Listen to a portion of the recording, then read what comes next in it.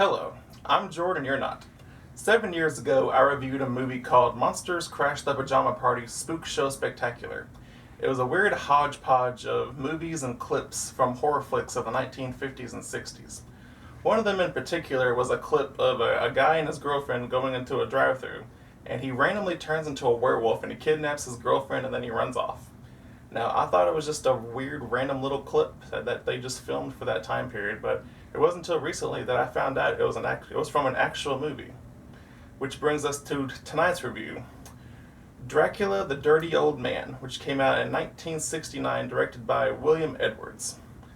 Now, this movie is just cheesy, filthy, sleazy, dirty trash. And I mean that in the highest respect. Kinda. So as my buddy Captain Cinema says, let's trash it up. Okay, so this movie is horribly dubbed. Now this movie gives Tommy Wiseau's The Room a run for its money with a terribly bad dubbing. Now apparently the audio for this movie was destroyed somehow. I don't know what happened. I don't know if they got drunk one night and they stepped on the audio equipment.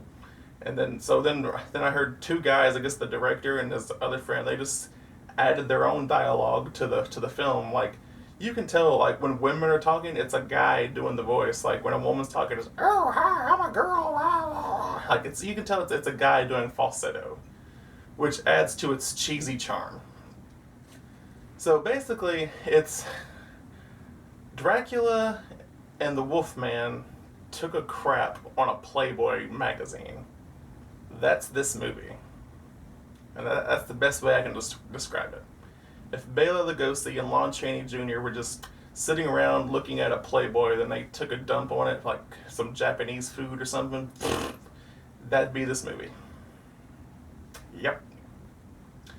Okay, so let's talk about the characters.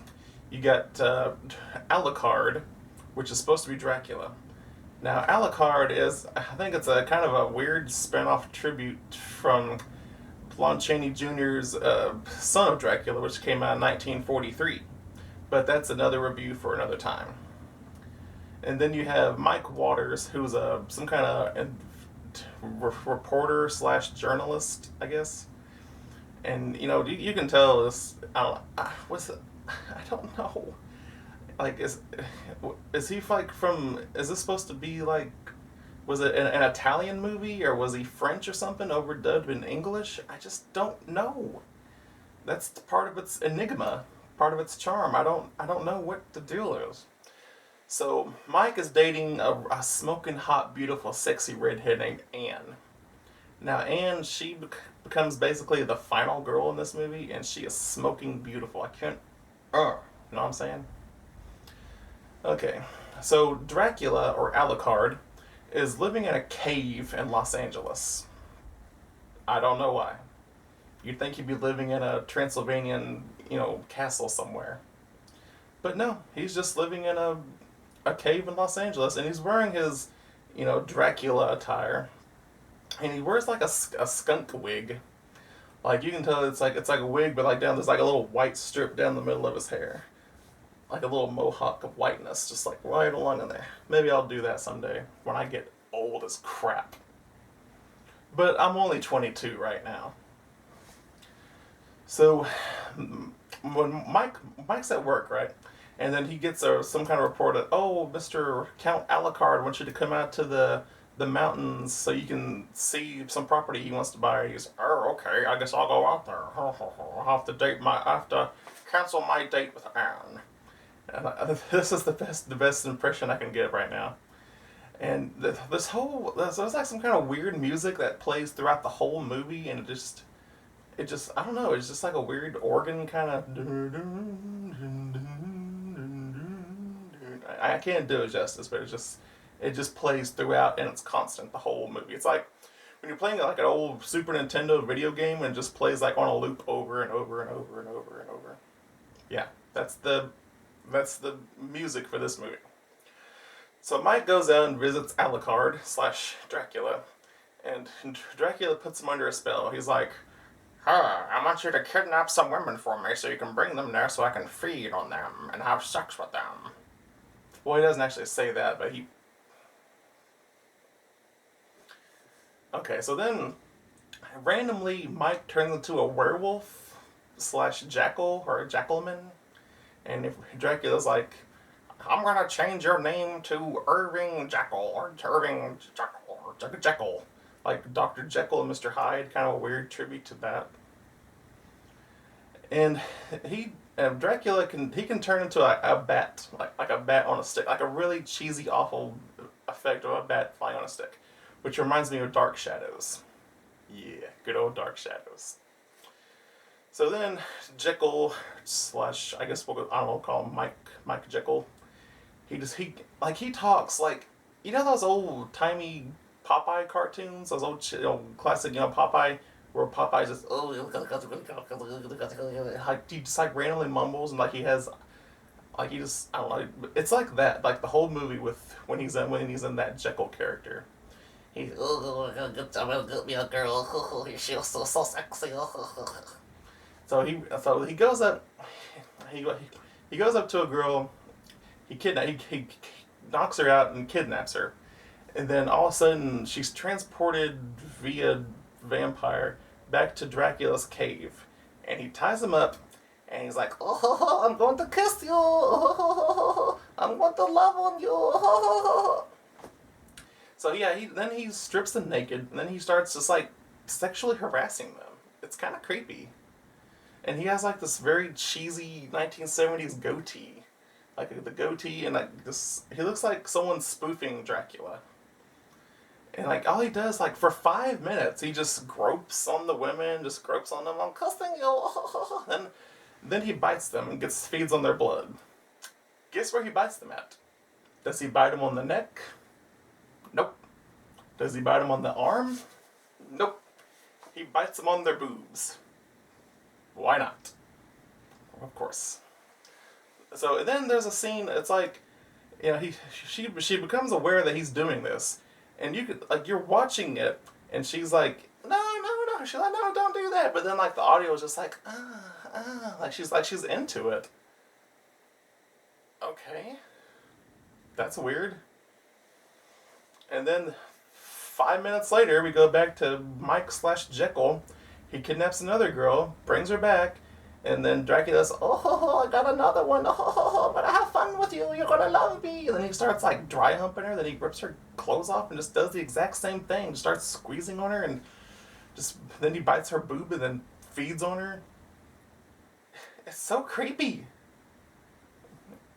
It's like watching Tommy Wiseau's butt in the room go up and down on Lisa, who's tearing us apart. And then you get another random scene of just Dracula turning into a bat and going out into the Los Angeles world. Hashtag Los Angeles world. So yeah, he goes out and he watches Anne, which Mike's smoking hot redhead girlfriend. She's just taking her clothes off, and he just watches her like a creeping peeping Tom, which I would never do. I respect women. And then you get some random couple of like they come home and they're like making out and kissing. She takes her clothes off, and he's like, oh, I love you, girl. You made me feel things. I just got these feelings for you, girl. And she's like, I don't feel nothing. And he just like, you bitch. And then he just leaves. So she just friend zones him. I felt that. And then when her boyfriend leaves, she just starts playing with herself, like playing with her boobs and rubbing on herself for like 5 minutes. This is like a cheesy bad porno. And then all of a sudden, the Jekyll, the werewolf, whatever he is, he comes in, he starts dry humping her with his clothes on, and she's into it. She thinks it's her boyfriend that came back. And now, I guess, I don't know, because he's wearing a mask now, she's into it or something, or like a creepy werewolf mask. And then he takes her back to Dracula's castle cave, whatever. And then he has his way with her, bites her boob, feeds on blood. It never ends. It's just it's like a chain. It's just a chain reaction. Then finally, we get to the scene that I knew, which was Mike. He turns back into his regular form, and he's with his hot redhead girlfriend Anne. and they're at the drive-in. There's no one around, and he goes to the concession stand, then he comes back out, and he turns back into a werewolf. Then he takes Anne, takes her back to Dracula, takes her clothes off, does the exact same thing, starts feeling on her, copying a feel, playing with her, and then she escapes, and she's just like running around naked in this cave for 5 minutes, which is not too bad. Oh, and I forgot. Earlier, there was a scene where the Jekyll was kidnapping this woman, like, in her car, when anyone around can see. And then you can, like, see some guy in the background. He just randomly walks by, like, he's just ignoring it. Like, he doesn't even care. He's just going about his daily life. Some girl getting kidnapped by a werewolf, whatever. So, same shit, different day. Okay, now back to this cave. So, Dracula will not let Jekyll have any of these women at all. He's dirty and he's greedy. He just keeps them all for himself, and he keeps them tied up. And they're dead. He keeps them all tied up in this his torture chamber thingamajig. And then Anne, redhead, smoking naked redheads, running around trying to escape from Dracula. Then he shows up, and then it just starts. It becomes daylight. Like, there's no big fight scene. There's no epic conclusion. Just, it's daylight, and he's like, oh no, daylight, I need to go back into my coffin, and then he goes back to his coffin, and his arm's like out, and he turns into a skeleton, and then it just disappears, and then his lights disappear, and all the cobwebs in the cave disappear, and the women randomly disappear, and Mike turns back into his human form, and that's the conclusion of that. So then Anne wakes up, or Anne's like, I think she was knocked out for a little bit, and then she was, oh, maybe it was all a bad dream or something. Ooh. And then Mike, he's like, well, since you're here, you want to, do it? And she's, oh, okay. Then she just randomly takes her clothes off again, and they just start doing it. He does it with his pants on, by the way, so he starts dry humping her, I guess. So, like, why would you, after you being kidnapped with this hot redhead, just like start randomly doing her boyfriend in a cave? Redheads are just kinky, I guess. I don't know. And that's basically it. That's the whole movie. Sorry if I spoiled it for you. Now, overall, yes, it is cheesy and sleazy and trashy and just a bunch of whole naked women and Dracula playing with them and just biting on their boob, but it's actually kind of not too terrible. Like, I've already watched it twice, and it has a weird, charming appeal to it. Like, I feel like down the road for me, it's going to become like a cult classic, like up there with The Room or Troll 2 or Birdemic, or another movie that I like that other people don't like. I would say Halloween 3, but I wouldn't compare this to Halloween 3. Halloween 3 is awesome compared to this movie. So, in all, I would give this a B- for now. So, I mean, it has some, it has good, I mean, it's like a cheesy, there's like some gothic, it's like the cave, it looked really nice and gothic, like some torches and the coffin and just the guy pretending to be Dracula and the whole werewolf story. It's funny, it's hilarious to watch. You should get high or get drunk and watch this movie with your friends, especially around Halloween. Okay, I guess that's it for tonight. Actually, the whole movie of Dracula the Dirty Old Man is on YouTube, and I might post a link to it on here. So, subscribe, give me some comments, tell me what you'd like me to review next, and just, I'm trying to make more videos, so stay tuned.